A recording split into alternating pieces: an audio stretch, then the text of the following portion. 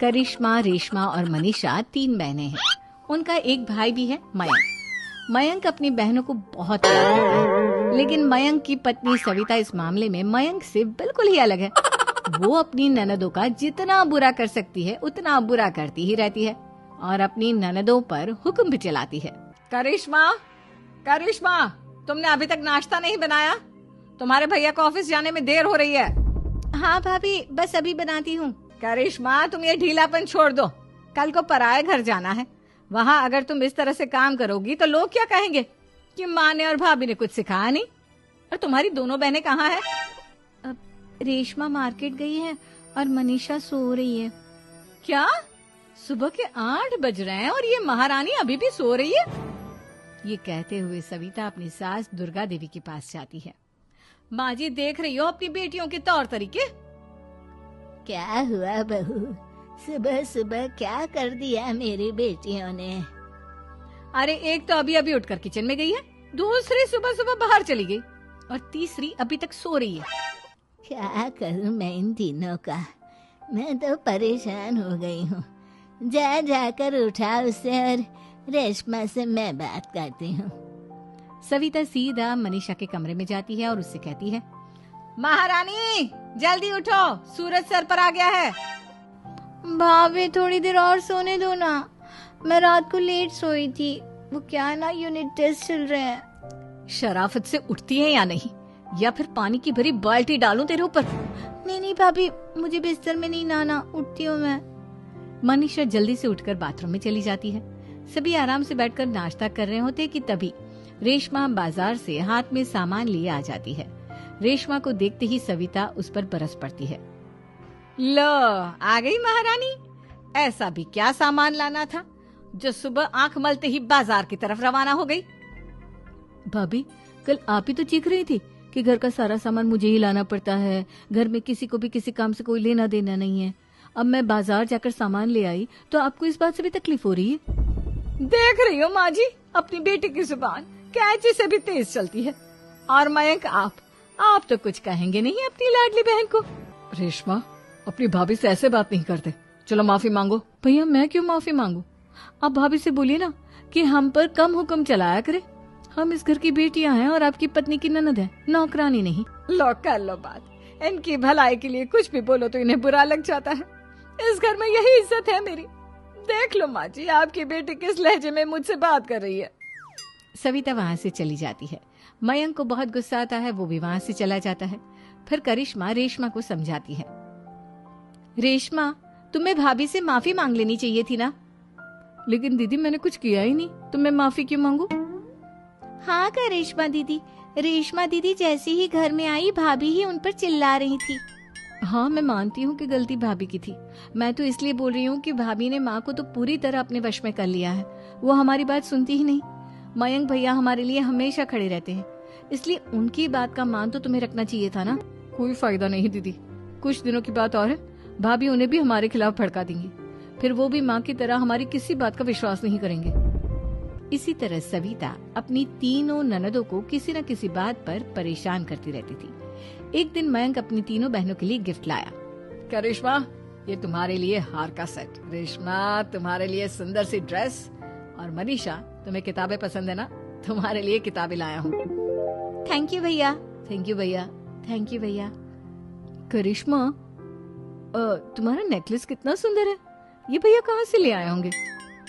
मैंने भैया को 3 दिन पहले फोन पर ये डिजाइन दिखाया था और आज भैया ये ले आए।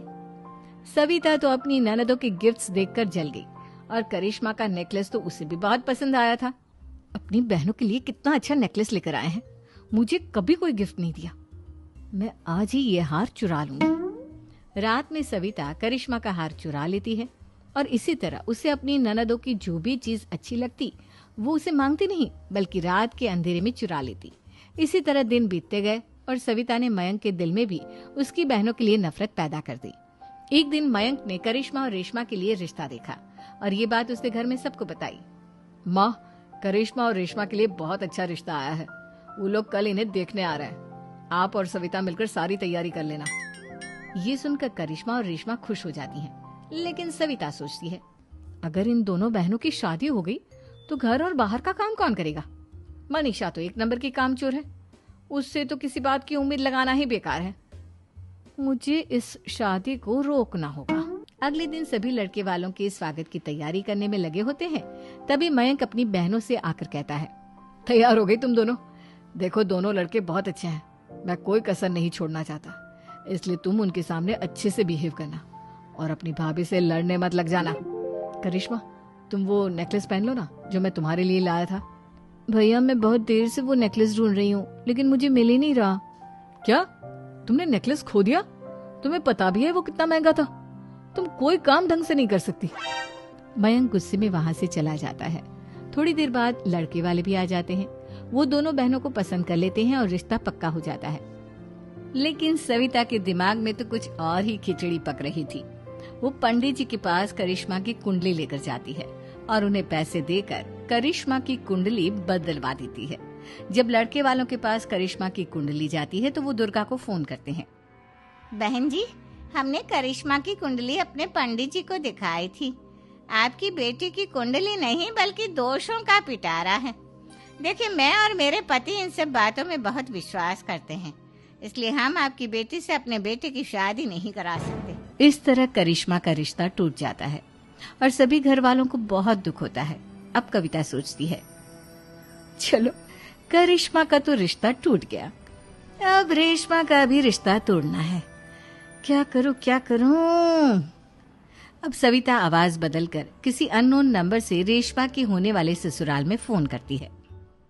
हेलो, मैं कौन हूँ कौन नहीं ये आपके लिए जानना जरूरी नहीं।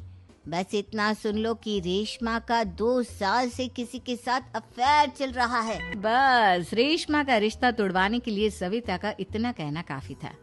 अब रेशमा का भी रिश्ता टूट गया।